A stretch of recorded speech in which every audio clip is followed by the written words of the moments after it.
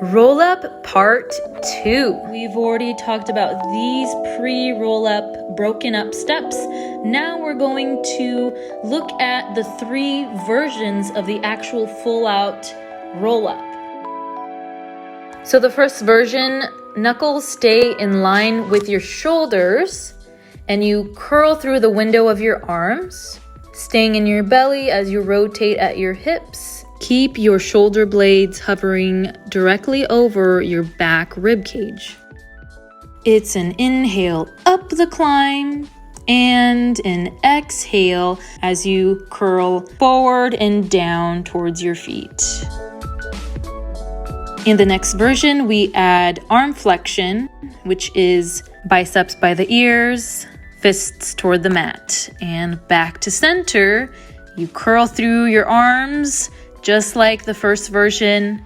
So here we're simply doing the same thing, but we are adding arm flexion, which is hard for a lot of us who have upper body tightness, who don't bring our arms overhead often in life, and so the range of motion can feel restricted. So when you're going back there with your arms, try and sense how much you can bring your arms back without letting your ribcage pop up towards your ceiling.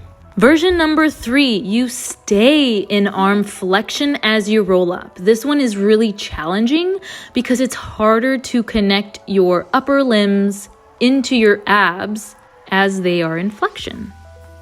So you can start to see why version number 2 is the stepping stone up to this version number 3, because you are starting to open up this end range in flexion for your arm, so that the related muscles could engage and support you. And those are all 3 versions. So now to what I promised, props. Doing the roll-up at home can be a little bit challenging when you don't have what you usually used in the studio.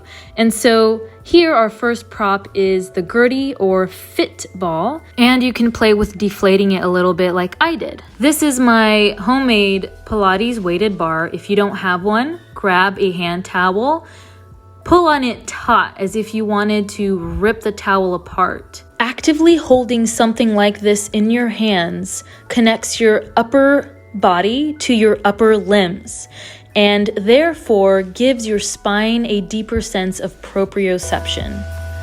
Give it all a go and let me know which version worked best for your body and which prop you loved. I'll see you soon.